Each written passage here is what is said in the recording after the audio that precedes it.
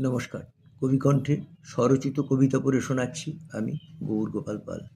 আমার কবিতার নাম অমরত্ব। আর কয়েক বছর পর মানব এবার হাতে পাবে অমরত্বের বর। Law accelerate and returns. শুনতে যতই অবাক লাগুক, রে কুর্জুয়েলের নিদান্স। Smartest futurist on earth. Microsoft কর্ণধার বিল গেটস বয়োবৃদ্ধ বিজ্ঞানীকে এই আখ্যা দিয়ে রাখেন হাতে হাত। স্টোন এজ সফটওয়্যার দ্য সানে দেখতে পায় হাতের মুঠোয় মানবদেহের কলকবজা। চিন্তা কিসের তাই?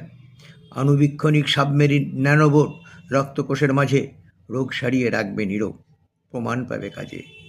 কমবে ধর্ষণ, নারী নির্যাতন, যৌনতার স্বাদ কল্পনাতে ভোগ করবে মন। ডাক্তার বুদ্ধির প্রয়োজন নেই, নিজের অসুখ নিজেই সারাবে। বলে গেলাম এই অমরত্ব হাতের মুঠোয়, ঊর্ধ্বে তোলো বাহু। লং লং জিও রে কুজেওয়েল, সামলে রেখে রাখো।